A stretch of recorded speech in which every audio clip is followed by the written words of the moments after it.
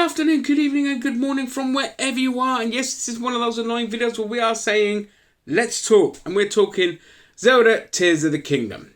Before I talk about anything else, I'm just going to talk about this game. This is the best game of this decade. If anything comes out that's better than this, then it's win-win for the consumer. End of discussion, that's it. If you want to say that any game that comes out and is better than this isn't better than this, and it's purely out of tribal spite, then you're a loser, and I don't know what else to tell you. But this game, so far, is the best goddamn game of the 2020s.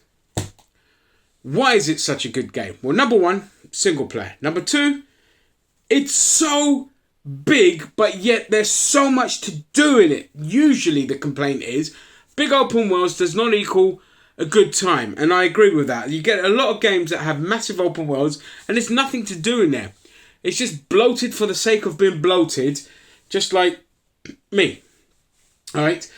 And I can't stand that. Whereas with this, even if you've got vast open spaces, you can just sit there and piss about and construct things and build things how you want to build things. You collect items, you forage, you build your potions and your foods and all your little Zonai gadgets and all this kind of stuff, and you're just free to approach the game how you want.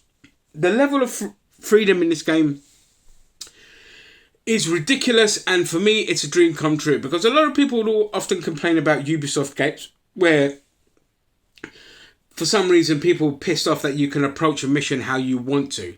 So if you want to go in stealthily, you can. If you want to just blow things up and run away, you can. I personally can't stand that kind of mentality. For me, a good game is a game that gives you the freedom to approach something how you want to. Prime example, I just defeated the Colgera boss. It's this flying monster that shoots out icicles and tornadoes and all of that. Now, the ascent to get up there was very tedious. But what did I do? I ended up finding a hot air balloon and, constructing a platform under the hot air balloon with a thruster and a fan. And, when you light a fire, the hot air balloon expands and ascends perfectly. So you could recharge your stuff while you're burning your stick and all this kind of stuff. And I managed to shoot right up quite far and cut out God knows how much of that boring ass ascend. And then when I get up there, you get to the ship and there's a bunch of puzzles to kind of unlock this kind of mechanism. Lots of fun. Lots of fun. The way you approach things.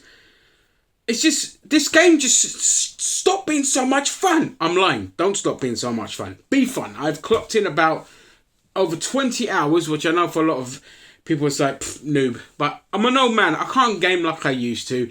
In fact, I've gamed more in this game in terms of hours put in than any other game I can think of, because even when I play my classic on my computer of Command and Conquer, I'll have one quick skirmish, then come out and go back to browsing and crying over stuff I never own.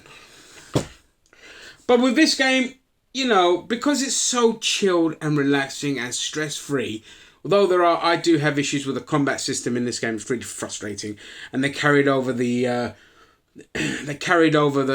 wear and tear of weapons and that stupid stamina thing, which I fucking hate when they put realistic elements into any game. And so the fact that they put it in this is annoying, but there's ways around it where you can make weapons last a lot longer than they could in the previous games. See, Breath of the Wild, I wasn't a big fan of. I didn't hate it, but it was a bit boring for me. But it deserves the hype it gets. It deserves people saying that it set the bar, and it did set the bar in a lot of ways. Some good, some bad. But this game is just insanity. Like, how do you take a game like Breath of the Wild, beloved by 99% of the people, and okay by 1%, which is me, all right, but okay, and a game that's loved because it's really, really good, and then you make the sequel, which is just like, it went from moon to the fucking edge of the solar system. That's how good this game is. I can't put it down. Like, I couldn't get home quick enough today to put the game on. And I know I'm sitting there making a video talking to you lot, but that's because I just spent 2 hours completing a mission and doing some aftermath stuff as well. And I thought, I need to just talk about this game because it's so goddamn good. It wasn't enough to just talk about it on my Friday live stream that I do with my fellow co-hosts Zam, Gary, Cheeto and anyone else that joins in. Okay, it needed to be talked about, but it needed to be talked about within the collective of the superb success that we've seen, this renaissance or resurgence of single-player story-driven games. The era of live services is dead. It's completely dead. There's only a handful of companies that can sustain that model. That would be Rockstar with GTA 6, Epic with Fortnite, however long that's still got, but that's still going very, very strong, and fair play to them. And unfortunately, your FIFAs and all this kind of stuff. But that's it. It's only like a small pocket of games compared to the vast amount of live service games that have come out and have just died out. Last year, we saw a record 12 live service games cancelled. And here you have Sony and Nintendo that are still keeping it old school, still keeping it with their exclusives in that they're single player games that are selling like fucking gangbusters. And then you have Xbox that can't even release a working game, like the recent debacle with Redfall, and then the CEO Phil Spencer coming out saying, well, you know, we're not going to win the console war with having good exclusives. No one's going to sell their PlayStation 5 to buy Starfield and all that. It's like, no, they're going to buy an Xbox for Starfield if it's fucking good enough. Alright? I had an Xbox 360. I bought the PS3 because of Infamous. Alright? That was the main reason I bought it. It was win-win for me because in the end it won out because it had the Blu-ray disc drive so it could fit the games in. Remember with the Xbox 360 you had to swap discs over and all that. But Xbox 360 it will always have a special place in my heart because of it did multiplayer games really, really well. Whereas Sony was, its online was very lackluster in that regard. So that's where Xbox has a special place in my heart. However, Xbox have not changed their philosophy. It's still the same as the 360, and that's why they got decimated in the Xbox One era. Well, I mean, they tried to bring out an entertainment system, and everyone's like, no, I just want games, mate.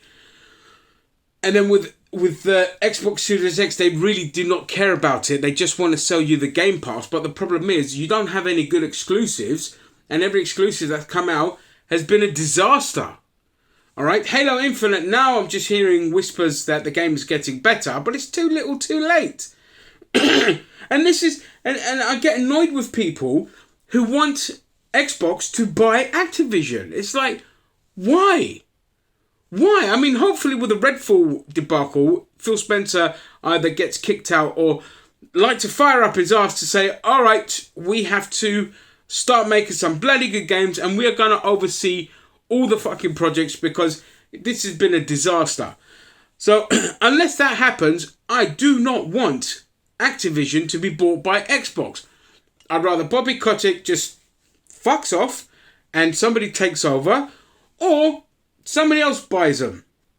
Alright? Preferably nobody buys them and they just get rid of Bobby Kotick because, I don't like monopolies and all that, so just get rid of the scum, bring in you fresh meat, and try to save Call of Duty because the last release was an absolute disaster. On that note, Capcom has had its best year ever in its entire history. Okay, they sold 46 million games in the last year alone, and it's not just brand new releases, but the brand new release was so goddamn good that people have gone back and looked at their older releases. So their older catalogue accounted for the most amount of their sales within the last year, and they've just seen record profits. And what did Capcom do? Well, Capcom were like, alright, we're in the ship. We've only got Monster Hunter. Everything else we've released has just been a greedy pile of crap. So we are just going to go and remake all the stuff that people fell in love with, and it's been a runaway success.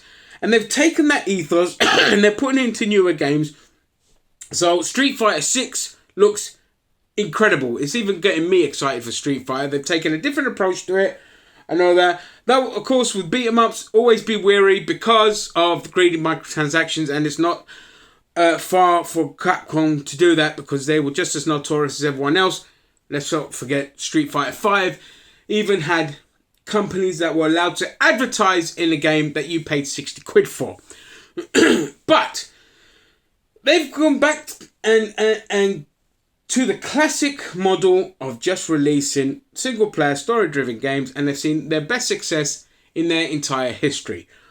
CD Red Project have had great success because they've improved with Cyberpunk so much, and Witcher 3 is still selling to this day. All right, they've had good growth in the last year because they knuckled down, they fixed the game. Word of mouth gets around. It's really good. It's the No Man's Sky effect, where you bring out a game, it's a complete disaster, but you know what? You disappear, you just put your head down, and you just crack on with the game, and then you fix it as you go. It's not a good ethos. It's not a good philosophy to have. It's not a good philosophy to have, but at least you amend your wrongs. And No Man's Sky is a fantastic game now, compared to when it was released. But again, it's all about going back to what worked if you want to keep sustainable growth. It's not about record profits and you know, getting the shareholders their dividends straight away and all this kind of shit. Capcom have proven to you that because they built up over the years a good catalogue of games, now they're at the point where bang, they've exploded in sales. They can't sustain that growth, but they don't need to. What they will sustain is a good level of profit. And that's what I want to see moving forward. I mean, Unreal Engine 5 is going to change the game in that a lot of independent companies are going to be able to bring out the most amazing looking games you've ever seen in your life and put AAA companies to shame.